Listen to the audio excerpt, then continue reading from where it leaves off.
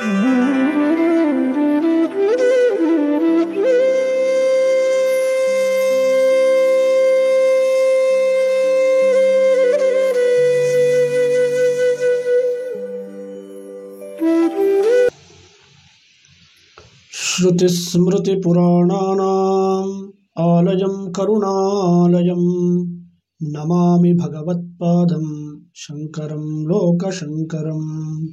भारती करुणापात्रं भारती पदभूषणं भारती पदमारूढं भारती तीर्थमाश्रये। विद्या विनयसम्पन्नं वीतरागं विवेकिनं वंदे वेदांत तत्वज्ञं विधुशेखर भारती। ಶ್ರೀ ಗುರುಭ್ಯೋ ನಮಃ. ಕಲ್ಯಾಣ ವೃಷ್ಟಿಸ್ತವದ ವಿವರಣೆಯಲ್ಲಿ ಈ ಹಿಂದೆ 4 ಶ್ಲೋಕಗಳ ವಿವರಣೆಯನ್ನು ಯಥಾಮಥಿಯಾಗಿ ನೋಡಿದ್ದೇವೆ. ಈಗ 5ನೆಯ ಶ್ಲೋಕ. 5ನೆಯ ಶ್ಲೋಕ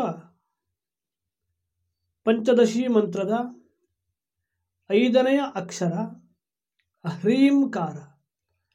ಆ ಹ್ರೀಂಕಾರವನ್ನೇ ಇಟ್ಟುಕೊಂಡು ಈ ಶ್ಲೋಕವನ್ನು ರಚನೆ ಮಾಡಬೇಕಾಗಿದೆ ಮತ್ತು ಆ ಹ್ರೀಂಕಾರದ ಸ್ವರೂಪವನ್ನು ವಿವರಿಸಬೇಕಾಗಿದೆ. ಹ್ರೀಂಕಾರಕ್ಕೆ ಎಂತಹ ಮಹತ್ವ ಇದೆ ಎಂಬುದನ್ನು ಹೇಳಬೇಕಾಗಿದೆ. ಆ ಎರಡನ್ನೂ ಕೂಡ ಈ ಶ್ಲೋಕದಲ್ಲಿ ಶಂಕರರು ನಮಗೆ ತಿಳಿಸ್ಕೊಡ್ತಾ ಇದ್ದಾರೆ. ಆ ಶ್ಲೋಕ ಹೀಗಿದೆ: ಹ್ರೀಂಕಾರಮೇವ ತವ ನಾಮ ಗೃಣಂತಿ ವೇದಾಃ ಮಾತಸ್ತ್ರಿಕೋಣನಿಲಯೇ ತ್ರಿಪುರೇ ತ್ರಿನೇತ್ರೇ ತ್ವತ್ಸಂಸ್ಮೃತೌ ಯಮಭಟಾಭಿಭವಂ ವಿಹಾಯ ದಿವ್ಯಂತಿ ನಂದನವನೇ ಸಹ ಲೋಕಪಾಲೈಃ.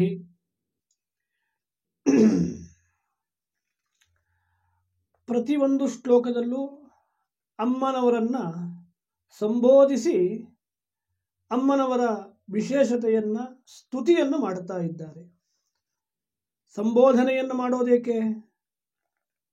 ಅಮ್ಮನವರು ನನ್ನತ್ತ ನೋಡಲಿ ಎಂಬ ಕಾರಣದಿಂದ. ಇಲ್ಲಿ ಯಾವ ರೀತಿಯ ಸಂಬೋಧನೆಯನ್ನಿಟ್ಟಿದ್ದಾರೆ ಅಂದರೆ, ಅಮ್ಮನವರ ಮೂಲ ಶಕ್ತಿ, ಅಮ್ಮನವರ ಸ್ವರೂಪ ಎಂಬುದಾಗಿ ಯಾವುದನ್ನು ಕರೆಯುತ್ತೇವೋ ಅದನ್ನೇ ಇಲ್ಲಿ ವಿಶೇಷವಾಗಿ ಸಂಬೋಧಿಸಲಿಕ್ಕಾಗಿ ಆ ಪದವನ್ನು ಉಪಯೋಗಿಸಿದ್ದಾರೆ. ಅಮ್ಮನವರ ಮೂಲ ಶಕ್ತಿ ಯಾವುದು ಅಂದರೆ, ನಾವು ಉಪಾಸನೆಗಾಗಿ ಬಳಸುವಂತಹ ಆ ಒಂದು ಸ್ಥಾನ ಯಾವುದು ಅಂದರೆ ಶ್ರೀಚಕ್ರ. ಅದಕ್ಕೆ ಶ್ರೀಚಕ್ರವಾಸಿನಿ ಅಂತ ಅಮ್ಮನವರನ್ನು ನಾವು ಕರೆಯುತ್ತೇವೆ. ಅದನ್ನೇ ಇಲ್ಲಿ ಹೇಳ್ತಾ ಇದ್ದಾರೆ, ಮಾತಸ್ತ್ರಿಕೋಣ ನಿಲಯೇ, ಹೇ ತಾಯೇ ಶ್ರೀಚಕ್ರವಾಸಿನಿಯೇ. ಇಲ್ಲಿ ಶ್ರೀಚಕ್ರ ಅಂತ ಶಬ್ದ ಇಲ್ವಲ್ಲ ಅಂದರೆ, ತ್ರಿಕೋಣ ಎಂಬಂತಹ ಯಾವ ಶಬ್ದ ಇದೆಯೋ ಆ ಶಬ್ದವೇ ಶ್ರೀಚಕ್ರವನ್ನು ದ್ಯೋತಿಸಿ ಶ್ರೀಚಕ್ರವನ್ನು ಅಮ್ಮನವರು ವಿಶೇಷವಾಗಿ ಪ್ರತಿನಿಧಿಸುತ್ತಾಳೆ ಎಂಬುದನ್ನು ಹೇಳ್ತಾ ಇದ್ದಾರೆ. ಆ ತ್ರಿಕೋಣ ನಿಲಯ ಎಂಬಂತಹ ವಿಶೇಷಣವನ್ನು ಮುಂದೆ ಸ್ವಲ್ಪ ವಿಚಾರಿಸಬೇಕಾಗಿದೆ, ಅಲ್ಲಿ ನೋಡೋಣ. ಈಗ ಇಷ್ಟು ವಿಚಾರ ಇಟ್ಕೊಳ್ಬೇಕು. ಮಾತಃ ಹೇ ತಾಯೇ ತ್ರಿಕೋಣ ನಿಲಯೇ.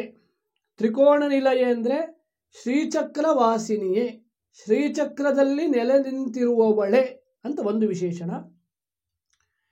ಇನ್ನೊಂದು ವಿಶೇಷಣ ತ್ರಿಪುರೇ ತ್ರಿನೇತ್ರೇ. ತ್ರಿಪುರೇ ಎಂಬುದು ಮತ್ತೊಂದು ಸಂಬೋಧನೆಯ ವಿಶೇಷಣ.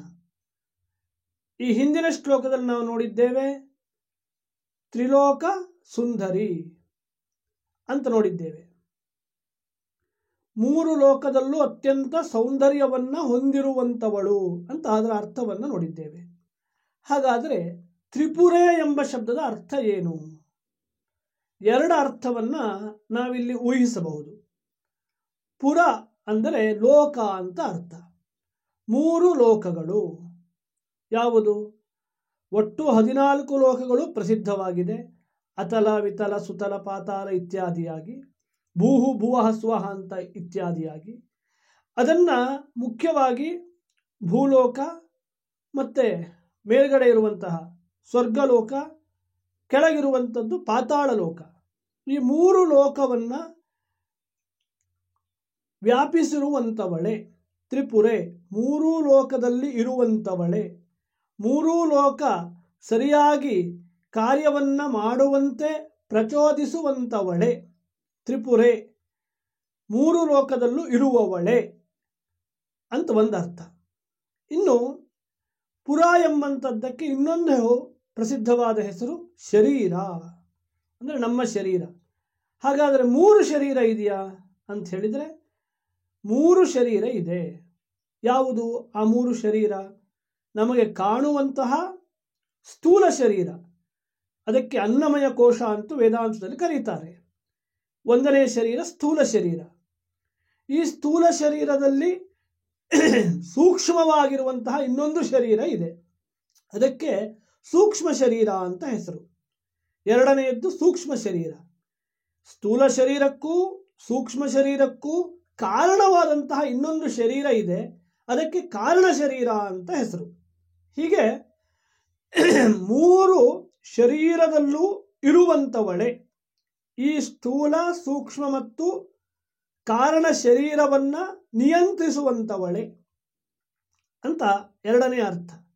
ಹೀಗೆ ತ್ರಿಪುರೆ ಎಂಬಂತಹ ಶಬ್ದವನ್ನು 2 ರೀತಿಯಲ್ಲಿ ನಾವು ಅರ್ಥೈಸಬಹುದಾಗಿದೆ. ತ್ರಿನೇತ್ರೆ, 3 ಕಣ್ಣನ್ನು ಉಳ್ಳಂಥವಳೆ. ಇವೆಲ್ಲ ಸಾಮಾನ್ಯವಾದ ಅರ್ಥ. ಗೂಢಾರ್ಥ ಇನ್ನೂ ವಿಶೇಷವಾಗಿರುತ್ತೆ. ಅದು ಸಾಮಾನ್ಯವಾಗಿ ನಾವು ಅರ್ಥ ಮಾಡಿಕೊಳ್ಳಿಕ್ಕೆ ತುಂಬ ಸಮಯ ಬೇಕಾಗತ್ತೆ. ಈಗಿಷ್ಟು ಅರ್ಥ ಮಾಡ್ಕೊಳ್ಬೇಕು. ಅಮ್ಮರವರನ್ನು ಯಾವ ಹೆಸರಿನಿಂದ ಸಂಬೋಧನೆ ಮಾಡಿದ್ದಾರೆ? ಮಾತಸ್ತ್ರಿಕೋಣ ನಿಲಯೇ, ಶ್ರೀಚಕ್ರದಲ್ಲಿ ವಾಸಿಸುವಂಥವಳೆ, 3 ಲೋಕದಲ್ಲಿ ಇರುವಂಥವಳೆ, 3 ಕಣ್ಣನ್ನು ಹೊಂದಿದಂಥವಳೆ. ನಿನ್ನನ್ನು ವೇದಗಳು ಸ್ತುತಿಯನ್ನು ಮಾಡುತ್ತವೆ. ಮೊದಲನೇ ದಿವಸ ನಾನು ಹೇಳಿದ್ದೆ, ವೇದಗಳು ಬಂದಿದ್ದೇಕೆ? ದೇವರನ್ನ ಸ್ತುತಿ ಮಾಡಲಿಕ್ಕಾಗಿ. ಅಂತಹ ಸ್ತುತಿಯನ್ನ ವೇದಗಳು ಮಾಡುತ್ತವೆ. ವೇದಗಳು ಸ್ತುತಿಯನ್ನ ಮಾಡುತ್ತವೆ. ಹೇಗೆ ಮಾಡುತ್ತವೆ? ಅಕ್ಷರದಿಂದ ಮಾಡಬೇಕು ತಾನೆ. ವೇದಗಳು ಅಂದ್ರೇನು? ಅವು ವರ್ಣಾತ್ಮಕವಾಗಿ, ಶಬ್ದಾತ್ಮಕವಾಗಿ ಇರುವಂತಹವುಗಳು. ವರ್ಣಾತ್ಮಕವಾಗಿ ನಾವು ಕಲ್ಪನೆ ಮಾಡಿಕೊಳ್ಳುವಂಥದ್ದು. ವಿಶೇಷವಾಗಿ ವೇದ ಅಂದರೆ ಅದು ಶಬ್ದಾತ್ಮಕವಾದದ್ದು ವೇದ. ಯಾವ ಶಬ್ದದಿಂದ ಈ ಜಗಜ್ಜನನಿಯನ್ನು ವೇದಗಳು ಕರೀತಾವೆ ಅಂದರೆ ಅದನ್ನೇ ಶಂಕರರಲ್ಲಿ ತಿಳಿಸ್ಕೊಡ್ತಾ ಇದ್ದಾರೆ. ರೀಂಕಾರಮೇವ ತವ ನಾಮ ಗೃಣಂತಿ ವೇದಾಹ. ವೇದಗಳು ನಿನ್ನನ್ನ ಹೇಗೆ ಸ್ತುತಿಯನ್ನು ಮಾಡುತ್ತಾ ಇವೆ, ಹೇಗೆ ನಿನ್ನನ್ನು ಕೂಗಿ ಕರೀತಾ ಇವೆ ಅಂದರೆ ಹ್ರೀಂ ಹ್ರೀಂ ಹ್ರೀಂ ಅಂತ ಕರೀತಾ ಇವೆ ಅಂತೆ ವೇದಗಳು. ರೀಂಕಾರಮೇವ ತವ ನಾಮ ಗೃಣಂತಿ ವೇದಾಹ. ರೀಂಕಾರವನ್ನೇ ಅಂತ ಅವಧಾರಣ. ಅವಧಾರಣ ಅಂದ್ರೇನು? ಬೇರೆ ಎಲ್ಲ ಶಬ್ದಗಳಿವೆ, ಆದರೆ ಅಮ್ಮನವರನ್ನು ಕರೀಬೇಕಿದ್ರೆ ರೀಂಕಾರವನ್ನೇ ಹೇಳಿ ಕರೀತಾವ್ರೆ. ರೀಂಕಾರಮೇವ ತವ ನಾಮ ಗೃಣಂತಿ ವೇದಾಹ. ವೇದಗಳು ರೀಂಕಾರದಿಂದ ನಿನ್ನನ್ನು ಕರೀತಾವೆ. ತವ ನಾಮ, ನಿನ್ನ ಹೆಸರನ್ನ ಹೇಳಲಿಕ್ಕಾಗಿ ರೀಂಕಾರವನ್ನು ಉಪಯೋಗಿಸುತ್ತವೆ. ತವ ನಾಮ ಗೃಣಂತಿ, ನಿನ್ನ ಹೆಸರನ್ನ ವೇದಗಳು ಹೇಗೆ ಹೇಳ್ತಾವೆ? ನಿನ್ನ ಹೆಸರನ್ನು ಹೇಳಲಿಕ್ಕಾಗಿ ವೇದಗಳು ಯಾವ ಶಬ್ದವನ್ನು ಮಾಡ್ತಾವೆ? ಹ್ರೀಂ ಹ್ರೀಂ ಎಂಬ ಶಬ್ದವನ್ನು ಮಾಡ್ತಾವೆ. ಇದನ್ನು ಮತ್ತೆ ವಿವರಣೆ ಮಾಡ್ತಾರೆ ಮುಂದಿನ ಶ್ಲೋಕಗಳಲ್ಲೂ ಕೂಡ. ಅಂದರೆ ರೀಂಕಾರ ಅತ್ಯಂತ ವಿಶೇಷವಾದಂತಹ ಬೀಜಾಕ್ಷರ. ಇದರ ಬಗ್ಗೆ ಸ್ವಲ್ಪ ವಿಚಾರಣೆ ಮಾಡಬೇಕು. ತುಂಬ ತಿಳ್ಕೊಂಡು ಡೀಪಾಗಿ ವಿಚಾರ ಮಾಡಲಿಕ್ಕೆ ಆಗೋದಿಲ್ಲ. ಸಾಮಾನ್ಯವಾಗಿ ವಿಚಾರ ಮಾಡಬೇಕು. ಏಕೆ ವಿಚಾರ ಮಾಡಬೇಕು? ಇಲ್ಲಿ ಮುಖ್ಯವಾಗಿ ಹೇಳ್ತಾ ಇರುವಂತಹ ವಿಷಯವೇ ಅದು. ಬೀಜಾಕ್ಷರಗಳನ್ನು ಇಟ್ಟುಕೊಂಡು ಹೇಳ್ತಾ ಇರೋದು. ಯಾವ ಬೀಜಾಕ್ಷರಗಳು ಅಂದರೆ ಪಂಚದಶಿಯ ಬೀಜಾಕ್ಷರಗಳು. ಅದಕ್ಕಾಗಿ ಈ ಘಟ್ಟದಲ್ಲಿ ಸ್ವಲ್ಪ ಮಟ್ಟಿಗೆ ಆ ಬೀಜಾಕ್ಷರಗಳನ್ನು ನಾವು ನೋಡೋಣ, ತಿಳ್ಕೊಳ್ಬೇಕು. ತುಂಬ ರಹಸ್ಯವಾದ ವಿಚಾರ, ಸಂಪೂರ್ಣವಾಗಿ ವಿಚಾರವನ್ನು ತಿಳ್ಕೊಳ್ಳಿಕ್ಕೆ ನಮಗೆ ಸಾಮರ್ಥ್ಯ ಇಲ್ಲ, ಹೇಳುವ ಸಾಮರ್ಥ್ಯ ನನಗೂ ಇಲ್ಲ. ಎಷ್ಟಾಯಿತೋ ಅಷ್ಟು ತಿಳ್ಕೊಳ್ಬೇಕು.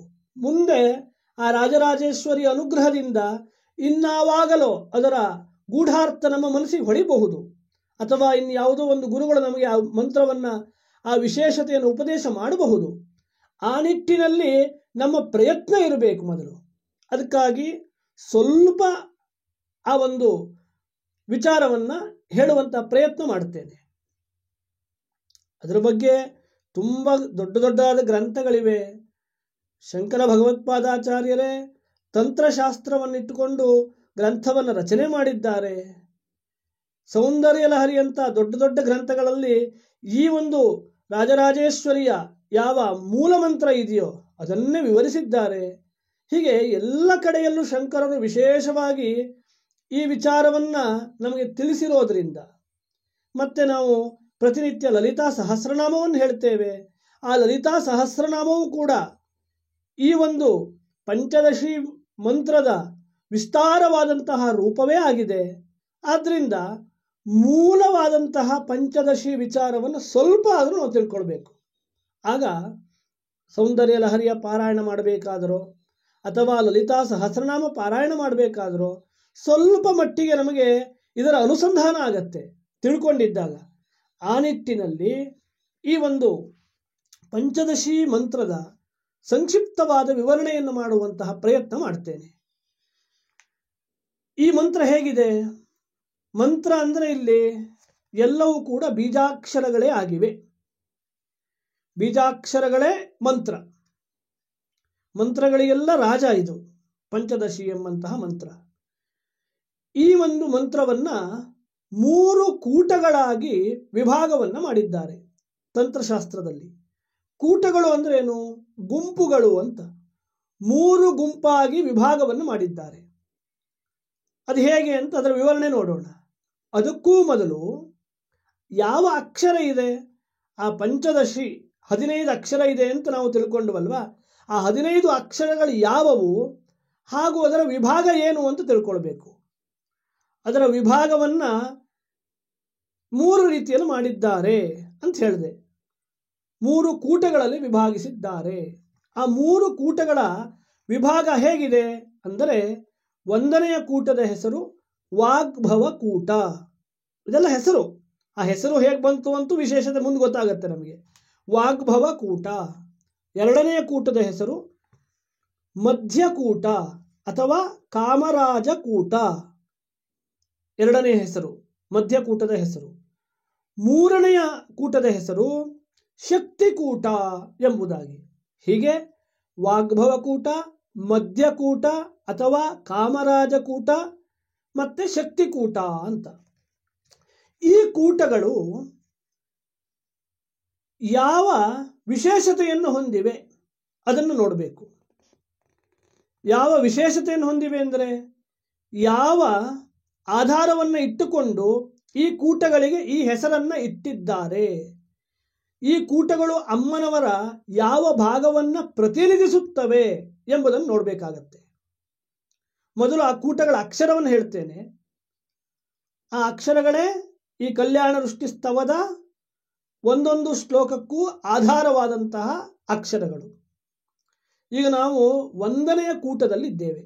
ಈ 5 ಶ್ಲೋಕಗಳು ಮುಗಿದರೆ 1ನೆಯ ಕೂಟ ಮುಗಿಯಿತು.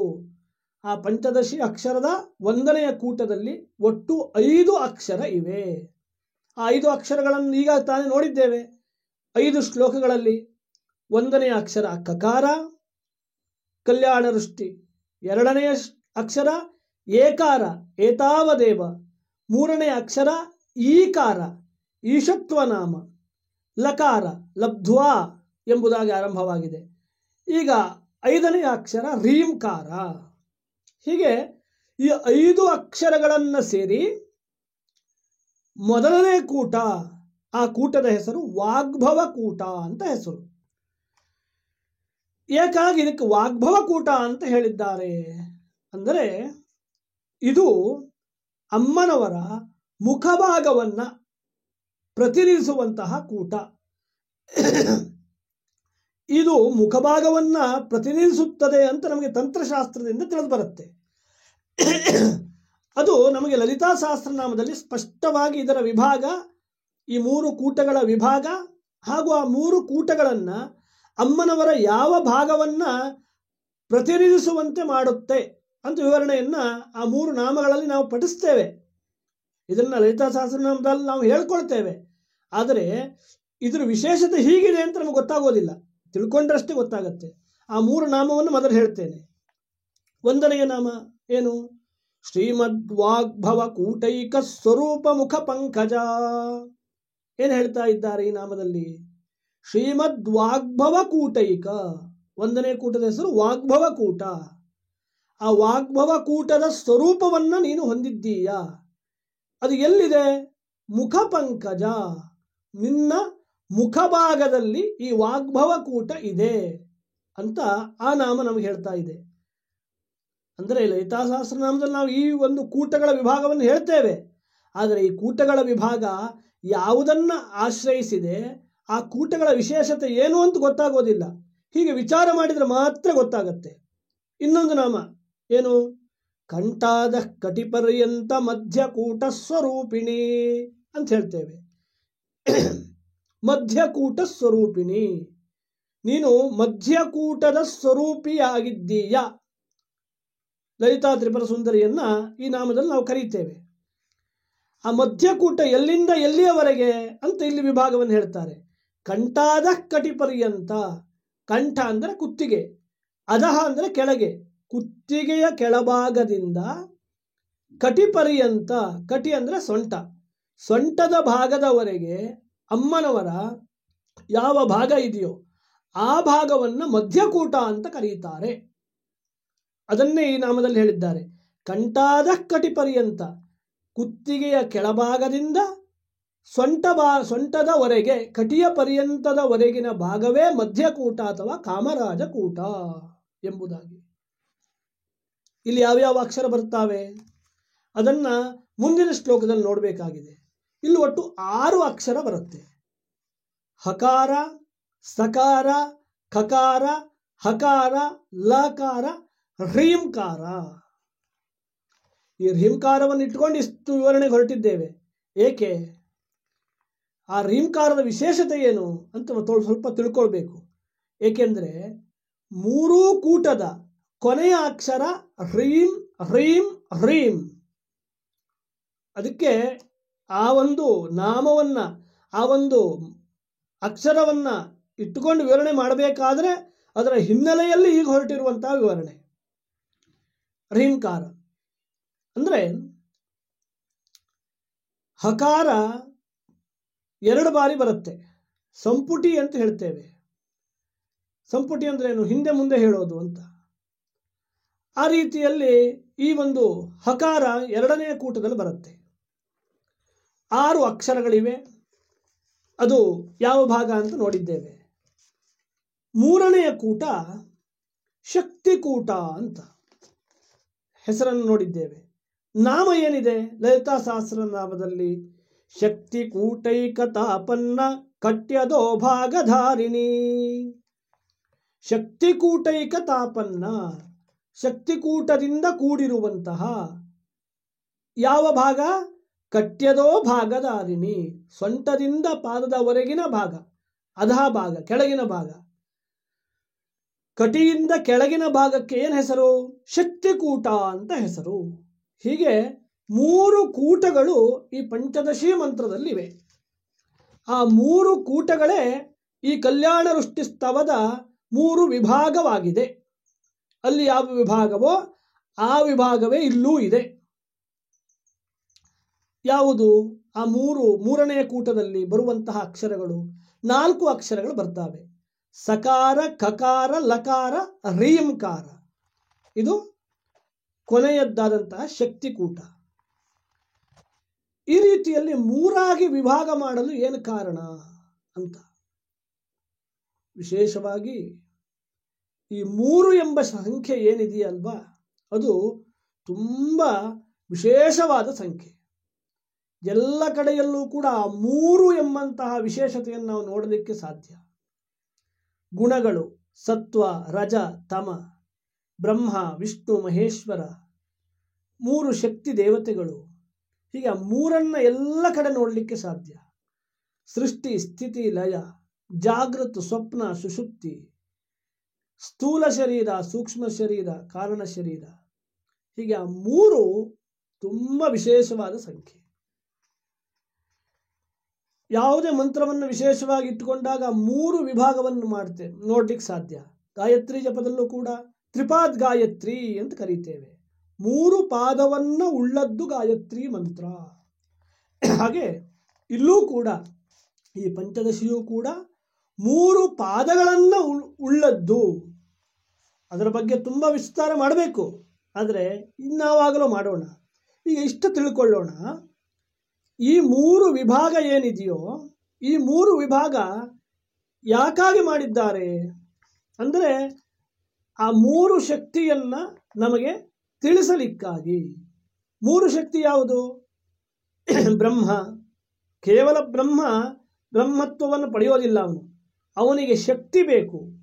ಅಂದರೆ ಸರಸ್ವತಿ, ಶಾರದೆ ಮತ್ತು ಬ್ರಹ್ಮನ ದ್ಯೋತನೆಯನ್ನು ತಿಳಿಸುವಂಥದ್ದು ಮೊದಲನೆಯ ಕೂಟ. ಅದೇ ಈಗ ಹಿಂದೆ ಹೇಳಿದಂತಹ ವಾಗ್ಭವ ಕೂಟ. ಎರಡನೆಯ ಕೂಟ ಮಧ್ಯಕೂಟ. ಇದು ಮಹಾವಿಷ್ಣುವನ್ನು, ದೇವಿಯನ್ನು, ಅದರಲ್ಲಿ ಭೂದೇವಿ ಅಂತ ಕರೀಬಹುದು ಅಥವಾ ಲಕ್ಷ್ಮಿ ಅಂತ ಕರೀಬಹುದು. ವಿಶೇಷವಾಗಿ ಭೂದೇವಿ ಅಂತ ತಂತ್ರಶಾಸ್ತ್ರದಲ್ಲಿ ಹೇಳಿದ್ದಾರೆ. ಭೂದೇವಿ ಮತ್ತೆ ಮಹಾವಿಷ್ಣು ಸೇರಿ ಮಧ್ಯಕೂಟದಲ್ಲಿ ಪ್ರತಿನಿಧಿಸಲ್ಪಡ್ತಾರೆ. ಕೊನೆಯ ಕೂಟ ರುದ್ರದೇವರು ಅಥವಾ ಈಶ್ವರ, ರುದ್ರಾಣಿ ಅಥವಾ ಗೌರಿ, ಪಾರ್ವತಿ, ಈ ಎರಡೂ ಸೇರಿ ಕೊನೆಯ ಕೂಟವಾಗಿದೆ, ಶಕ್ತಿ ಕೂಟವಾಗಿದೆ. ಹೀಗೆ 3 ಕೂಟಗಳು ಸೃಷ್ಟಿಯನ್ನು, ಸ್ಥಿತಿಯನ್ನು, ಪ್ರಳಯವನ್ನು ಸೂಚಿಸುತ್ತವೆ. ತಂತ್ರಶಾಸ್ತ್ರದಲ್ಲಿ ಇದರ ಬಗ್ಗೆ ತುಂಬ ವಿವರಣೆ ಬರ್ತಾ ಹೋಗುತ್ತೆ. ಅದನ್ನು ಶಂಕರರು ತುಂಬ ವಿವರಿಸಿದ್ದಾರೆ. ಸೌಂದರ್ಯ ಲಹರಿಯಲ್ಲಂತೂ ಈ ಒಂದು ಬೀಜಾಕ್ಷರವನ್ನು ಇಟ್ಟುಕೊಂಡೇ ಎಲ್ಲ ವ್ಯವಹಾರ ನಡೆಯುತ್ತೆ. 32ನೇ ಶ್ಲೋಕದಲ್ಲಿ ಆ ಶ್ರೀಚಕ್ರದ ಬಗ್ಗೆ ಹೇಳ್ತೇನೆ ಅಂತ ನಾನು ಹಿಂದೆ ಹೇಳಿದ್ದರಲ್ಲ, ಅದರ ವಿಶೇಷತೆಯನ್ನು ಅಲ್ಲಿ ಹೇಳ್ತಾರೆ. ಈ 3 ಕೂಟಗಳೇ 3 ರೇಖೆಗಳಾಗಿವೆ. ಅಮೀರುಲ್ಲೇಖಾಭಿ ತ್ರಿಸೃಭಿ ಅವಸಾನೇಶು ಘಟಿತಾ ಭಜಂತೆ ವರ್ಣಾಸ್ತೆ ತವ ನಾಮ ವಯವತಾಂ ಅಂತ ಅಮ್ಮನವರನ್ನ ಆ 32ನೇ ಶ್ಲೋಕದಲ್ಲಿ ವರ್ಣರೂಪವಾಗಿ 3 ವರ್ಣಗಳು ಅಥವಾ ಈ 3 ಕೂಟಗಳನ್ನಿಟ್ಟುಕೊಂಡೇ ವಿವರಣೆಯನ್ನು ಮಾಡುತ್ತಾರೆ. ಆ 3 ಕೂಟಗಳನ್ನೇ ಋಲ್ಲೇಖೆ, 3 ರೇಖೆಯಾಗಿ ವಿವರಿಸಿದ್ದಾರೆ. ಅದನ್ನೇ ಮಾತಸ್ತ್ರಿಕೋಣ ನಿಲಯೇ ಅಂತೇಳಿ ಕರೆದಿದ್ದಾರೆ. ಆ 3 ಕೂಟಗಳೇ 3 ರೇಖೆಗಳು. ಮೊದಲನೆಯ ವಾಗ್ಭವ ಕೂಟ ಏನಿದೆಯಲ್ವಾ, ಅದು ಶ್ರೀಚಕ್ರದ ಏನು 3 ಟ್ರಯಾಂಗಲ್ ಇರುತ್ತಲ್ವಾ, ಅದರಲ್ಲಿ ಬಲಭಾಗದ ರೇಖೆಯನ್ನು ಸೂಚಿಸುತ್ತದೆ. ಯಾವುದು? ವಾಗ್ಭವ ಕೂಟ. ಮೇಲಿನ ರೇಖೆ ಹೀಗೆ ಇರುತ್ತಲ್ವಾ, ತ್ರಿಕೋಣ. ಆ ತ್ರಿಕೋಣವನ್ನು ಉಲ್ಟಾ ಹಾಕಿದಾಗ ಮೊದಲಿನ ರೇಖೆ ಹೇಗೆ ಕಾಣುತ್ತೆ ಶ್ರೀಚಕ್ರದಲ್ಲಿ? ಮಧ್ಯದಲ್ಲಿ ಬಿಂದು, ಕೆಳಗಿನಿಂದ ಮೇಲೆ ಹೋಗಿ ಅಡ್ಡ ರೇಖೆ, ಮತ್ತೆ ಕೆಳಗೆ ಬಂದು ಸೇರುತ್ತೆ. 3 ರೇಖೆಗಳು. ಅದರಲ್ಲಿ ವಾಗ್ಭವ ಕೂಟ ಬಲಭಾಗದ ರೇಖೆಯನ್ನು ಸೂಚಿಸುತ್ತೆ, ಮಧ್ಯಕೂಟ ಮೇಲ್ಭಾಗದ ರೇಖೆಯನ್ನು ಸೂಚಿಸುತ್ತೆ, ಶಕ್ತಿಕೂಟ ಕೆಳಗೆ ಬರುವಂತಹ ರೇಖೆಯನ್ನು ಸೂಚಿಸುತ್ತೆ. ಅಂದರೆ ನಮಗೆ ಈ ತಂತ್ರಶಾಸ್ತ್ರದ ಬಗ್ಗೆ ಸ್ವಲ್ಪ ಆದರೂ ತಿಳಿದಿರಬೇಕು. ಶ್ರೀಚಕ್ರದ ವಿಶೇಷತೆ ಏನು, ಆ ಶ್ರೀವಿದ್ಯೆ ಉಪಾಸನೆಯ ವಿಶೇಷತೆ ಏನು ಅಂತ ಆಗ ಸ್ವಲ್ಪ ಆದರೂ ಅರ್ಥ ಆಗತ್ತೆ. ಆದ್ದರಿಂದ ಈ 3 ರೇಖೆಗಳನ್ನು ಇಲ್ಲಿ ಹೇಳ್ತಾ ಇದ್ದಾರೆ. ಮಾತಸ್ತ್ರಿಕೋಣ ನಿಲಯೇ, 3 ಕೋಣದಲ್ಲಿ ನೀನಿರುವಂಥವನು. ಆ 3 ಕೋಣ ಹೇಗಿದೆ? 3 ಕೂಟಗಳನ್ನು ಕೂಡಿದೆ. ಬಲಭಾಗದ ಕೂಟ, ಮತ್ತೆ ಮೇಲ್ಭಾಗದ ಕೂಟ, ಕೆಳಭಾಗದ ಕೂಟ, ವಾಗ್ಭವ ಕೂಟ, ಮಧ್ಯಕೂಟ, ಶಕ್ತಿಕೂಟ, ಇದು ಸೇರಿ ತ್ರಿಕೋಣವಾಗಿದೆ. ಈ ತ್ರಿಕೋಣದ ಮಧ್ಯದಲ್ಲಿ ಇರುವಂಥವಳು ಅಮ್ಮನವರು. ಅದೇ ಏನು ರೀಂಕಾರ.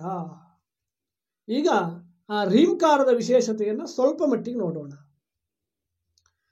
ಓಂಕಾರಕ್ಕೆ ಯಾವ ಶಕ್ತಿ ಇದೆಯೋ ಅಷ್ಟೇ ಶಕ್ತಿ ಈ ರೀಂಕಾರಕ್ಕೆ ಇದೆ. ಭಗವಂತ ಅಥವಾ ಭಗವತಿ ಎಂಬುದಾಗಿ ನಾವು ಎರಡು ವಿಭಾಗವನ್ನು ಮಾಡಿದ್ದೇವೆ. ವಸ್ತುತಃ ನಮ್ಮ ದೃಷ್ಟಿಯಲ್ಲಿಟ್ಟುಕೊಂಡು ಸ್ತ್ರೀ ಮತ್ತು ಪುರುಷ ಎಂಬ ವಿಭಾಗ, ಅಂದರೆ ಸ್ತ್ರೀ ದೇವತೆಗಳು, ಪುಂದೇವತೆಗಳು ಅಂತ, ಮಹಾವಿಷ್ಣು, ಪರಶಿವ ಅಂತೆಲ್ಲ ಪುಂದೇವತೆಯನ್ನು ನಾವು ಕರೀತೇವೆ. ಅಮ್ಮನವರು, ಲಕ್ಷ್ಮಿ, ರಾಜರಾಜೇಶ್ವರಿ, ಹೀಗೆ ಸ್ತ್ರೀಯನ್ನ ಪ್ರತಿನಿಧಿಸುವಂತೆ ನಾವು ಕರೀತೇವೆ. ಅಂದರೆ ಇಲ್ಲಿ ನಾವು ಏನು ತಿಳ್ಕೊಳ್ಬೇಕು, ಶಂಕರರು ನಮಗೆ ಏನು ಉಪದೇಶ ಮಾಡಿದ್ದಾರೆ ಅಂತ ಮೊದಲು ತಿಳ್ಕೊಳ್ಬೇಕು. ಯಾವ ಚೈತನ್ಯ ವಸ್ತು ಇದೆಯೋ ಆ ಚೈತನ್ಯ ವಸ್ತುವಿನಲ್ಲಿ ಯಾವ ಲಿಂಗವೂ ಇಲ್ಲ, ಸ್ತ್ರೀ ಎಂಬುದಾಗಿಯೋ ಪುರುಷ ಎಂಬುದಾಗಿಯೂ ಇಲ್ಲ. ನಮ್ಮ ಉಪಾಸನೆಗೆ ನಾವು ನಮ್ಮಂತೆ ಕಲ್ಪನೆ ಮಾಡೋದು ಹೇಗೆ, ನಮ್ಮಲ್ಲಿ ಸ್ತ್ರೀ ಪುರುಷ ಎಂಬ ಭೇದ ದೈಹಿಕವಾದ ಭೇದವನ್ನು ಇಟ್ಟುಕೊಂಡು ನಾವು ಹೇಳ್ತೇವೆ. ಅದೇ ರೀತಿಯಲ್ಲಿ ದೈಹಿಕವಾದ ಆಕಾರವನ್ನು ಕೊಟ್ಟು ಇವನು ಮಹಾವಿಷ್ಣು, ಇವನು ಪರಶಿವ, ಇವಳು ಅಮ್ಮನವರು, ಇವನು ಮಹಾಗಣಪತಿ, ಹೀಗೆ ವಿಭಾಗವನ್ನು ಇಟ್ಟುಕೊಂಡು ಈ ರೀತಿಯಲ್ಲಿ ನಾವು ವಿಭಾಗವನ್ನು ಮಾಡ್ತೇವೆ. ಇದನ್ನು ಏಕೆ ಹೇಳಲಿಕ್ಕೆ ಬಂದೆ ಅಂದರೆ, ಒಂದು ಮಾತು ಬರುತ್ತೆ, ಭಗವಂತನನ್ನು ಕರೆಯೋದು ಹೇಗೆ ಅಂತ. ತಸ್ಯ ವಾಚಕ ಪ್ರಣವಃ, ಅವನನ್ನು ಕರೆಯೋದು. ತಸ್ಯ ವಾಚಕ, ನಮಗೊಂದು ಹೆಸರಿದೆ, ಹೇ ರಾಮ ಅಂತ ಹೇಳಿದಾಗ ರಾಮ ಓ ಅಂತ ಹೇಳ್ತಾನೆ. ನಮ್ಮ ಹೆಸರನ್ನು ಹೇಳಿ ಕರೆದಾಗ ನಾವು ಓ ಅಂತ ಆ ಕಡೆ ನೋಡ್ತೇವೆ, ಅಲ್ಲಿ ಹೋಗ್ತೇವೆ, ಬಾ ಅಂದರೆ ಹೋಗ್ತೇವೆ. ಹಾಗೆ ಭಗವಂತ ನಮ್ಮ ಕಡೆ ನೋಡಬೇಕು, ಭಗವಂತ ನಮ್ಮ ಹತ್ರ ಬರಬೇಕು ಅಂದರೆ ಅವನನ್ನು ಕರೆಯೋದು ಹೇಗೆ ಅಂದರೆ ತಸ್ಯ ವಾಚಕ, ಅವನನ್ನು ಕರೆಯೋದು ಪ್ರಣವಃ, ಓಂಕಾರದಿಂದ ಅಂತ ಶಾಸ್ತ್ರಗಳು ಹೇಳ್ತಾವೆ. ಅದಕ್ಕೆ ಸನ್ಯಾಸಿಗಳು ಪ್ರತಿನಿತ್ಯ ಪ್ರಣವವನ್ನು ಉಪಾಸನೆಯನ್ನು ಮಾಡುತ್ತಾರೆ. ಯಾರು ಆತ್ಮಸ್ವರೂಪವನ್ನು, ಶುದ್ಧವಾದಂತಹ ಸ್ವರೂಪವನ್ನು ತಿಳಿಯಬೇಕು ಅಂತ ಬಯಕೆಯನ್ನಿಟ್ಟುಕೊಳ್ತಾರೋ ಅವರು ಪ್ರಣವವನ್ನು ಉಪಾಸನೆ ಮಾಡ್ತಾರೆ. ಓಂ ಓಂ ಅಂತ ಪ್ರಣವೋಪಾಸನೆಯನ್ನು ಮಾಡ್ತಾರೆ. ಇಲ್ಲಿ ಶಾಸ್ತ್ರಗಳು ಯಾವ ರೀತಿಯಲ್ಲಿ ಇರ್ತಾವೆ ಅಂದರೆ, ನಮ್ಮ ದೇಹದ ಸಾಮರ್ಥ್ಯವನ್ನು ಇಟ್ಟುಕೊಂಡು ಆ ರೀತಿಯಲ್ಲಿ ಶಾಸ್ತ್ರಗಳು ನಮ್ಮನ್ನು ಉಪದೇಶ ಮಾಡ್ತವೆ. ಆತ್ಮಚೈತನ್ಯದಲ್ಲಿ ಸ್ತ್ರೀ ಮತ್ತು ಪುರುಷ ಎಂಬ ಎರಡು ವಿಭಾಗ ಇಲ್ಲ, ಆದರೆ ದೈಹಿಕವಾದ ವಿಭಾಗ ಇದೆಯಲ್ವಾ, ಆ ದೈಹಿಕವಾದ ವಿಭಾಗವನ್ನು ಇಟ್ಟುಕೊಂಡು ಪುರುಷ ದೇಹದ ಸಾಮರ್ಥ್ಯಕ್ಕೆ ಓಂಕಾರವನ್ನು ಉಚ್ಚರಿಸಲಿಕ್ಕೆ ಸಾಮರ್ಥ್ಯ ಹೇಳುವುದು ಇರುತ್ತೆ. ಅದು ಪುರುಷನಿಗೆ ಮಾತ್ರ ಸೀಮಿತತೆಯನ್ನು ಶಾಸ್ತ್ರಗಳು ಹೇಳ್ತವೆ. ಓಂಕಾರವನ್ನು ಸ್ತ್ರೀಯರು ಹೇಳಬಾರದು, ಓಂಕಾರವನ್ನು ಪುರುಷರು ಹೇಳಬೇಕು. ಅಂದರೆ ಸ್ತ್ರೀಯರು ಹೇಳಬಾರದು ಎಂಬಂಥ ತಾತ್ಪರ್ಯ ಏನು, ಆ ಸ್ತ್ರೀ ಶರೀರ ಆ ಓಂಕಾರಕ್ಕೆ ಹೊಂದಿಕೊಳ್ಳೋದಿಲ್ಲ ಅಂತ. ಹಾಗಾದರೆ ಆ ಪರಮಾತ್ಮನನ್ನ ಪುರುಷರು ಮಾತ್ರ ಪಡಿಬಹುದಾ, ಅವರಿಗೆ ಮಾತ್ರ ಅಧಿಕಾರವ ಆತ್ಮಸ್ವರೂಪವನ್ನು ಹೊಂದಲಿಕ್ಕೆ ಅಂದರೆ ಹಾಗಿಲ್ಲ. ಜ್ಞಾನೇ ಸರ್ವೇಷಾಂ ಅಧಿಕಾರ ಅಂತ ಶಂಕರರು ಹೇಳ್ತಾರೆ. ಜ್ಞಾನದಲ್ಲಾದರೂ ಎಲ್ಲರಿಗೂ ಅಧಿಕಾರ ಇದೆ. ಹಾಗಾದರೆ ಈ ಪ್ರಣವದಲ್ಲಿ ದ್ವಿಜರಿಗೆ ಮಾತ್ರ ಅಧಿಕಾರ ಅಂತಿದೆ. ದ್ವಿಜರು ಅಂದರೆ ಯಾರು, ಉಪನಯನವನ್ನು ಹೊಂದಿದವರು. ಉಪನಯನವನ್ನು ಹೊಂದಿದವರು ಓಂಕಾರವನ್ನು ಹೇಳಬಹುದು. ಉಪನಯನ ಇಲ್ಲದೆ ಇರುವಂತಹ ಸ್ತ್ರೀಯರಿಗೆ ಅಥವಾ ಇತರ ವರ್ಗದವರಿಗೆ ಉಪಾಸನೆಯನ್ನು ಮಾಡೋದಕ್ಕೆ ಯಾವುದು ಬಳಸಬೇಕು, ಸ್ತ್ರೀಯರಿಗೆ ಅದನ್ನೇ ಶಾಸ್ತ್ರಗಳು ರೀಂಕಾರವನ್ನು ಹೇಳಬೇಕು. ಹೇಗೆ ತಸ್ಯವಾಚಕ ಪ್ರಣವ ಅಂತ ಹೇಳಿದ್ದಾರೋ ಹಾಗೆ ಶಂಕರರು ಅದನ್ನೇ ಇಲ್ಲಿ ಹೇಳ್ತಾ ಇದ್ದಾರೆ. ರೀಂಕಾರಮೇವ ತವ ನಾಮ ಗೃಣಂತಿ ವೇದಾಹ, ವೇದಗಳು ನಿನ್ನನ್ನ ರೀಂಕಾರದಿಂದ ಕರೀತಾ ಇವೆ. ಯಾರನ್ನ? ಅಮ್ಮನವರನ್ನ. ಅಂದ್ರೆ ಏನು ಹೇಳಿದಾಗಾಯಿತು, ಹೇಗೆ ಓಂಕಾರ ಆ ಪರಮಾತ್ಮನನ್ನ ಕರೆಯುತ್ತೋ ಹಾಗೆ ರೀಂಕಾರವೂ ಕೂಡ ಪರಮಾತ್ಮನ ವಾಚಕವಾದ ಶಬ್ದ. ವಿಶೇಷವಾಗಿ ಸ್ತ್ರೀಯರಿಗೆ ಅನುಕೂಲವಾಗುವಂತಹ ಈ ರೀಂಕಾರ. ಹಾಗಾದರೆ ಈ ಪಂಚದಶಿಯಲ್ಲಿ ಹೇಳಿದ್ದಾರಲ್ವಾ, ಪಂಚದಶಿ ವಿಶೇಷವಾಗಿ ಅನುಷ್ಠಾನ ಮಾಡಬೇಕಿದ್ರೆ ಅಂತಹ ಯೋಗ್ಯತೆ ಬೇಕು, ಅಂಥವರು ಮಾತ್ರ ಮಾಡ್ತಾರೆ, ಅತ್ಯಂತ ರಹಸ್ಯವಾದದ್ದು. ಇಲ್ಲಿ ರೀಂಕಾರ ಇದೆಯಲ್ವಾ, ಅಂದರೆ ರೀಂಕಾರವನ್ನು ಪುರುಷರು ಹೇಳಬಾರದು ಅಂತ ಅರ್ಥವಲ್ಲ. ರೀಂಕಾರವನ್ನು ಪುರುಷರು ಅಂದರೆ ಇಲ್ಲಿ ಹೇಳಬಹುದು. ಜೊತೆಗೆ ವಿಶೇಷವಾಗಿ ಓಂಕಾರದಲ್ಲಿ ಅಧಿಕಾರ ಇಲ್ಲದೆ ಇರುವವರು ಈ ರೀಂಕಾರದಿಂದ ಪರಮಾತ್ಮನನ್ನು ಪಡೆಯಬಹುದು ಎಂಬುದು ತಾತ್ಪರ್ಯ. ಅದಕ್ಕಾಗಿ ಮಹಾತ್ಮರು ಪುರುಷರಿಗೆ ಓಂಕಾರದ ದೀಕ್ಷೆಯನ್ನು ನೀಡ್ತಾರೆ. ಹಾಗೆ ಮಾಡಿದ್ದನ್ನು ನಾವು ನೋಡ್ತೇವೆ. ಹಾಗಾದರೆ ಸ್ತ್ರೀಯರಿಗೆ ಏನು ಮಾಡಬೇಕು? ರೀಂಕಾರದ ದೀಕ್ಷೆಯನ್ನು ನೀಡ್ತಾರೆ. ಅಂದರೆ ಆ ಓಂಕಾರಕ್ಕೆ ಎಷ್ಟು ಸಾಮರ್ಥ್ಯ ಇದೆಯೋ, ಓಂಕಾರ ಏನನ್ನ ಪ್ರತಿನಿಧಿಸುತ್ತೋ ಅದನ್ನೇ ರೀಂಕಾರವು ಪ್ರತಿನಿಧಿಸುತ್ತೆ ಎಂಬುದು ಈ ಎಲ್ಲ ಮಾತಿನ ಅರ್ಥ. ಓಂಕಾರದ ಅರ್ಥ ಹೇಗಿದೆ? ತುಂಬ ವಿಸ್ತಾರವಾಗಿದೆ. ಅಕಾರ, ಉಕಾರ, ಮಕಾರ ಮತ್ತೆ ಕೊನೆಯ ಆ ನಾದ, ಇದು ಸೇರಿ ಓಂಕಾರ ಆಗಿದೆ. ಇದರ ವಿವರಣೆ ತುಂಬ ಇದೆ. ಹಾಗಾದರೆ ಈ ರೀಂಕಾರದಲ್ಲಿ ಯಾವೆಲ್ಲ ಅಕ್ಷರಗಳಿವೆ ಅಂತ ನೋಡಬೇಕು. ಸಂಕ್ಷಿಪ್ತವಾಗಿ ನೋಡೋಣ ಅದನ್ನು.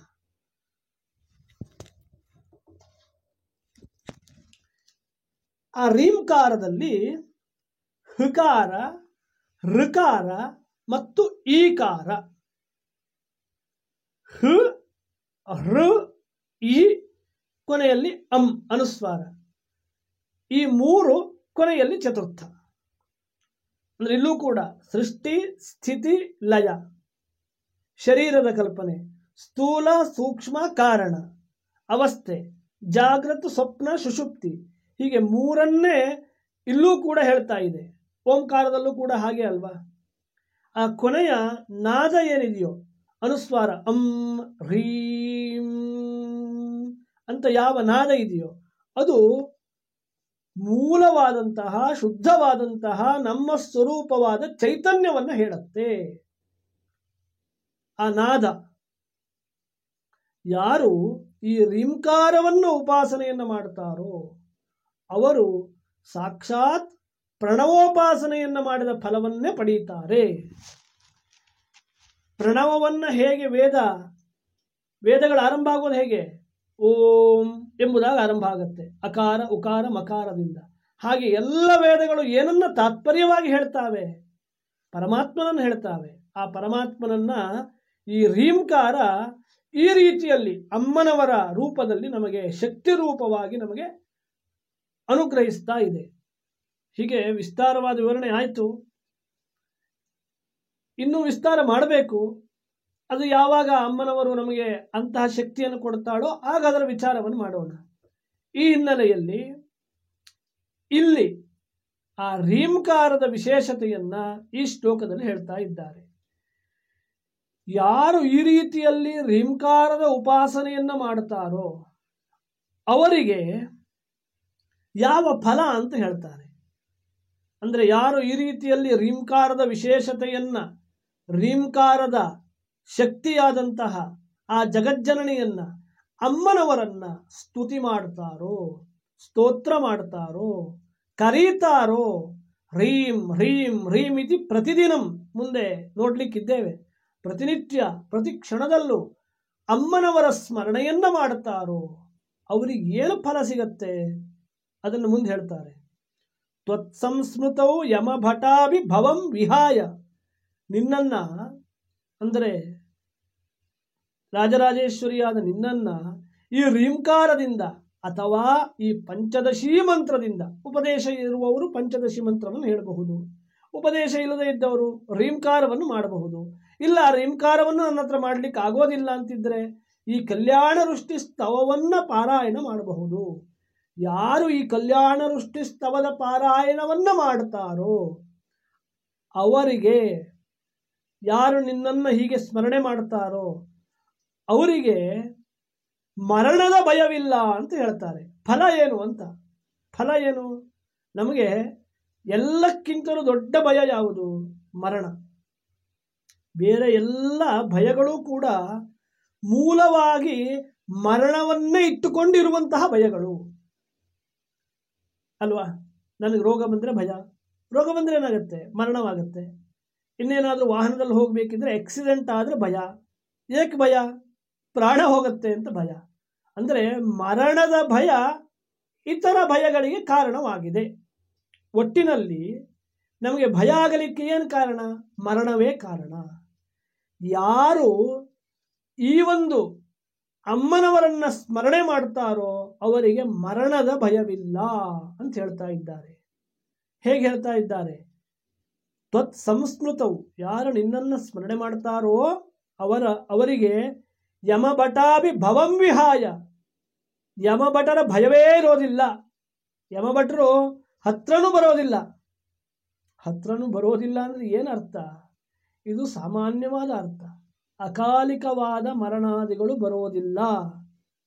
ನಿನಗೆ ಎಲ್ಲಿಯವರೆಗೆ ಆಯುಷ್ಯ ಇದೆಯೋ ಅಲ್ಲಿಯವರೆಗೆ ನಿನ್ನ ಆಯುಷ್ಯ ಇರುತ್ತೆ, ಈ ರೀತಿ ಅಮ್ಮನವರ ಸ್ತೋತ್ರವನ್ನು ಮಾಡಿದಾಗ ಅಂತ ಸಾಮಾನ್ಯವಾದ ಅರ್ಥ. ಇನ್ನು ಯಾವ ಮರಣ ಎಂಬಂತಹ ಚಕ್ರ ಇದೆಯೋ, ಜನನ ಮರಣ ಚಕ್ರ ಏನಿದೆಯೋ, ಆ ಚಕ್ರ ಬಿಡೋದು ಯಾವಾಗ? ನಿನ್ನ ಸ್ವರೂಪವನ್ನ, ಆತ್ಮಸ್ವರೂಪವನ್ನು ತಿಳ್ಕೊಂಡಾಗ. ಯಾವಾಗ ಈ ರೀಂಕಾರೋಪಾಸನೆಯಿಂದ ನಿನ್ನ ಸ್ವರೂಪವನ್ನು ನೀನು ತಿಳ್ಕೊಳ್ತೀಯೋ, ಅಮ್ಮನವರ ಆಶೀರ್ವಾದದಿಂದ ನಿನ್ನ ಎಲ್ಲ ಅಜ್ಞಾನಗಳು ಹೊರಟು ಹೋಗುತ್ತೋ, ಆಗ ನಿನಗೆ ಆ ಮರಣದ ಭಯ ಇರೋದಿಲ್ಲ. ಯಾರಿಗೆ ದೇಹದಲ್ಲಿ ಅಭಿಮಾನ ಇರುತ್ತೋ, ದೇಹದಲ್ಲಿ ಆತ್ಮಬುದ್ಧಿ ಇರುತ್ತೋ, ಅವನಿಗೆ ಮರಣದ ಭಯ. ಯಾವ ಜ್ಞಾನಿಗೆ ದೇಹದಲ್ಲಿ ಆತ್ಮಬುದ್ಧಿ ಇರೋದಿಲ್ವೋ ಅವನಿಗೆ ಮರಣದ ಭಯವಿಲ್ಲ. ಇದು ಗೂಢಾರ್ಥ. ಹೀಗೆ ತುಂಬ ಇರುತ್ತೆ ಗೂಢಾರ್ಥ ಪ್ರತಿ ಶ್ಲೋಕದಲ್ಲೂ. ಅದನ್ನು ನಾವು ಮತ್ತೆ ಮತ್ತೆ ಮನನ ಮಾಡ್ತಾ ಮಾಡ್ತಾ ಮಾಡ್ತಾ ಆ ಶ್ಲೋಕದ ಒಳಗಡೆ ನಾವು ಹೋದಾಗ ಅದರ ಅರ್ಥ ನಮ್ಮ ಮನಸ್ಸಿಗೆ ಬರುತ್ತೆ. ಏಕಾಗಿ ಶಂಕರರು ಇಂತಹ ಮಾತನ್ನಿಲ್ಲಿ ಹೇಳ್ತಾರೆ ಅಂತ. ಅಂದರೆ ಈ ಶ್ಲೋಕವನ್ನು ಹೇಳೋದ್ರಿಂದ ಯಮಭಟ್ರು ನನ್ನ ಹತ್ರ ಬರೋದಿಲ್ಲ ಅಂತ ಹೇಳ್ತಿದ್ದಾರೆ, ಯಮಭಟರ ಭಯ ಇಲ್ಲ ಅಂತ ಹೇಳ್ತಾ ಇದ್ದಾರೆ. ಇಷ್ಟು ಹೇಳಿದ್ರೆ ಸಾಕ? ಸಾಮಾನ್ಯವಾಗಿ ಸಾಕು. ಆದರೆ ನಮ್ಮ ಮನಸ್ಸಿಗೆ ಅಷ್ಟೇನು ಸಂತೋಷ ಕೊಡೋದಿಲ್ಲ. ಇಷ್ಟೇನಾ ಅಂತ. ಅದಕ್ಕೆ ಸ್ವರ್ಗದ ವಿಚಾರವನ್ನು ಹೇಳ್ತಾರೆ, ಸುಖದ ವಿಚಾರವನ್ನು ಹೇಳ್ತಾರೆ. ಅಂದರೆ ಪರಲೋಕದ ಶಾಂತಿ ಅಂದರೆ ಆತ್ಮಜ್ಞಾನ, ಮೋಕ್ಷ, ಮತ್ತೆ ಸ್ವರ್ಗ ಅಂದರೆ ಸುಖ. ಈ ಲೋಕದ ಸುಖ, ಪರಲೋಕದ ಸದ್ಗತಿ ಎರಡೂ ಕೂಡ ಆಗತ್ತೆ ಅಂತ ಹೇಳ್ತಾ ಇದ್ದಾರೆ ರೀಂಕಾರದಿಂದ. ಅದು ಗೂಢಾರ್ಥ. ಹೇಗೆ? ದಿವ್ಯಂತಿ ನಂದನವನೇ ಸಹ ಲೋಕಪಾಲೈಹಿ. ನಂದನವನೇ ಅಂತ ಒಂದು ಶಬ್ದ ಇದೆ. ನಂದನವನ ಅಂದರೆ ಯಾವುದು? ನಂದನವನ ಅಂದರೆ ಇಂದ್ರನ ಗಾರ್ಡನ್. ಇಂದ್ರ, ಲೋಕಪಾಲರು ಎಲ್ಲ ತಮ್ಮ ವಿಹಾರಕ್ಕಾಗಿ, ನಾವು ಟೈಮ್ ಪಾಸಿಗಾಗೆಲ್ಲ ಹೋಗಿ ಬರ್ತೀವಲ್ಲ, ನಮ್ಗೆ ಸಂತೋಷ ಆಗಬೇಕು ಅಂತ ಪಾರ್ಕಿಗೆ ಹೋಗ್ತೇವೆ, ಇನ್ನೆಲ್ಲೋ ಹೋಗ್ತೇವೆ. ಹಾಗೆ ಇಂದ್ರನ ವಾಟಿಕ, ಇಂದ್ರನು ವಿಹಾರ ಮಾಡುವಂತಹ ಯಾವ ಗಾರ್ಡನ್ ಇದೆಯೋ ಅದಕ್ಕೆ ಹೆಸರು ನಂದನವನ ಅಂತ. ಅಂತಹ ನಂದನವನದಲ್ಲಿ ನೀನೂ ಕೂಡ ಇಂದ್ರನಂತೆ ನೀನು ಸಂಚಾರ ಮಾಡಬಹುದು ಅಂತ. ಅದಕ್ಕೆ ಸಹ ಲೋಕಪಾಲೈಹಿ ಅಂತ ಇನ್ನೊಂದು ವಿಶೇಷಣ ಹೇಳ್ತಾರೆ. ಅಗ್ನಿ, ಇಂದ್ರ, ಯಮ, ಅಗ್ನಿ ಎಲ್ಲ ಏನು ಲೋಕಪಾಲರು ಇದ್ದಾರಲ್ವಾ, ಆ ಲೋಕಪಾಲರ ಜೊತೆಯಲ್ಲಿ ನೀನೂ ಕೂಡ ದಿವ್ಯಂತಿ, ಅಲ್ಲೂ ಸಂತೋಷವನ್ನು ಪಡೆದು ಅಷ್ಟು, ಕನ್ನಡದಲ್ಲಿ ಹೇಳಬೇಕು ಅಂದ್ರೆ ಅಷ್ಟು ಮೆರಿಬಹುದು ಅಂತ. ಹೇಗೆ? ಇಂದ್ರಾದಿಗಳಂತೆ ನೀನೂ ಕೂಡ ಆನಂದವನ್ನು ಅನುಭವಿಸಬಹುದು. ಯಾವಾಗ? ಈ ರೀಂಕಾರದ ಉಪಾಸನೆಯನ್ನು ಮಾಡಿದಾಗ. ಮೊದಲನೆಯ ಶಬ್ದದಲ್ಲಿ, ಮೊದಲನೆಯ ಪಾದದಲ್ಲಿ ಫಲವನ್ನು ಹೇಳ್ತಾ ಇದ್ದಾರೆ. ನಿನಗೆ ಮರಣದ ಭಯವಿಲ್ಲ, ಪುನಃ ನಿನಗೆ ಮರಣ ಉಂಟಾಗೋದಿಲ್ಲ, ನಿನ್ನ ಅಜ್ಞಾನ ಹೊರಟೋಗುತ್ತೆ. ಇಷ್ಟೇ ಹೇಳಿದ್ರೆ ನಮ್ಗೆ ಸಾಕಾಗೋದಿಲ್ಲ, ಏನೋ ಸುಖ ಆಗತ್ತೆ ಅಂತ ಹೇಳಬೇಕು. ಆಗ ಪ್ರವೃತ್ತಿ ಉಂಟಾಗತ್ತಲ್ವ. ಅದಕ್ಕೆ ಪ್ರವೃತ್ತಿಗೆ ಕಾರಣವಾಗಿ ಅಂತಹ ಸುಖವನ್ನು ಅಮ್ಮನವರು ನೀಡ್ತಾಳೆ ಅಂತ ಇಲ್ಲಿ ಗೂಢವಾಗಿ ಹೇಳಿದ್ದಾರೆ. ಈ ಒಂದು ವಿಚಾರವನ್ನೇ ಮುಂದೆ ಮತ್ತೆ ವಿವರಣೆ ಮಾಡುತ್ತಾರೆ ಮುಂದಿನ ಶ್ಲೋಕದಲ್ಲಿ. ಏನು? ಈ ಲೋಕದ ಸುಖ, ಪರಲೋಕದ ಮೋಕ್ಷ. ಅದನ್ನಿಟ್ಟುಕೊಂಡು ಮುಂದಿನ ಶ್ಲೋಕಗಳು ಪ್ರವೃತ್ತಿಯನ್ನು ಮಾಡುತ್ತವೆ. ಆ ಮುಂದಿನ ಶ್ಲೋಕಗಳ ಅರ್ಥವನ್ನು ಮುಂದಿನ ದಿವಸದಲ್ಲಿ ನೋಡೋಣ. ಈ ಶ್ಲೋಕದಲ್ಲಿ ಶಂಕರರು ನಮಗೆ ಏನು ತಿಳಿಸ್ಕೊಟ್ಟಿದ್ದಾರೆ ಅಂದರೆ, ಸಾರಾಂಶವಾಗಿ ಹೇಳಬೇಕು ಅಂದರೆ, ಹೇ ಜಗಜ್ಜನನಿಯೇ, ಶ್ರೀಚಕ್ರದಲ್ಲಿ ವಾಸವನ್ನ ಮಾಡುವಂಥವಳೆ, ಎಲ್ಲ ಲೋಕವನ್ನು ವ್ಯಾಪಿಸಿಕೊಂಡಂಥವಳೆ, 3 ಕಣ್ಣನ್ನು ಹೊಂದಿದಂಥವಳೆ, ನಿನ್ನನ್ನು ವೇದಗಳು ಓಂಕಾರದಿಂದ ಕರೀತಾ ಇದ್ದಾವೆ. ಆ ರೀತಿಯಲ್ಲಿ ರೀಂಕಾರದಿಂದ ಕರೀತಾ ಇದ್ದಾವೆ. ಯಾರು ರೀಂಕಾರವನ್ನು ಉಪಾಸನೆಯನ್ನು ಮಾಡುತ್ತಾರೋ, ಆ ರೀಂಕಾರದಿಂದ ನಿನ್ನನ್ನು ಸ್ಮರಣೆ ಮಾಡುತ್ತಾರೋ ಅವರಿಗೆ ಯಮಭಟರ ಮರಣದ ಭಯವಿಲ್ಲ. ಮತ್ತೆ ನಂದನವನದಲ್ಲಿ ಇಂದ್ರನ ಜೊತೆಯಲ್ಲಿ ಅವರು ವಿಹರಿಸಿ ಸಂತೋಷವನ್ನು ಅನುಭವಿಸುತ್ತಾರೆ. ಹೀಗೆ ಈ ಒಂದು ಉಪಾಸನೆಯ, ಈ ಒಂದು ಕಲ್ಯಾಣ ದೃಷ್ಟಿ ಸ್ತವ ಸ್ತೋತ್ರದ ಪಾರಾಯಣದ ಫಲವನ್ನೂ ಕೂಡ ಇಲ್ಲಿ ಹೇಳ್ತಾ ಇದ್ದಾರೆ. ಮುಂದೆ ವಿಶೇಷವಾದ ಫಲ ಇದೆ, ಈ ಒಟ್ಟಿನಲ್ಲಿ ಹೇಳುವ ಫಲ, ಆದರೆ ಇವೆಲ್ಲವೂ ಕೂಡ ಫಲವೇ. ಅದನ್ನು ಶಂಕರರು ನಮಗೆ ಉಪದೇಶ ಮಾಡಿದ್ದಾರೆ. ಆ ರೀಂಕಾರದ ವಿಶೇಷತೆಯನ್ನು, ಪಂಚದಶಿ ಮಂತ್ರದ ವಿಶೇಷತೆಯನ್ನು ನಾವು ತಿಳ್ಕೊಂಡಿದ್ದೇವೆ. ಮುಂದಿನ ಶ್ಲೋಕಗಳ ವಿಚಾರವನ್ನು ನೋಡೋಣ ಅಂತ ಹೇಳಿ ಈ ವಿಚಾರವನ್ನು ಇಲ್ಲಿ ಉಪಸಂಹಾರ ಮಾಡುವಂಥದ್ದು. ಶ್ರುತಿಸ್ಮೃತಿ ಪುರಾಣಾನಾಂ ಆಲಯಂ ಕರುಣಾಲಯಂ ನಮಾಮಿ ಭಗವತ್ಪಾದಂ ಶಂಕರಂ ಲೋಕಶಂಕರಂ.